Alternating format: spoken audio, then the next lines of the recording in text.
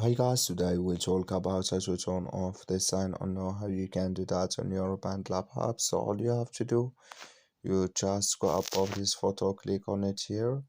So then it's going to take you to this list on your profile. You just go above this sign settings. So then you come to this list here and all you have to do, just click here on notifications. So then it's going to take us to notifications list. You just need to open with you here.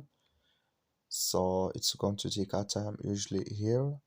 So then all you have to do, just click here on BandLab updates here and you go down, then you come here to feedback and service. Click in this sign or this color, like you see color, it's going to turn off now. Can you turn off it for email too here? So you click on this color on email. So and can you turn off it for in-app email too, messages too. That's all. So it's like you see it on off now. That's all. Thank you for watching. Don't forget to support us by like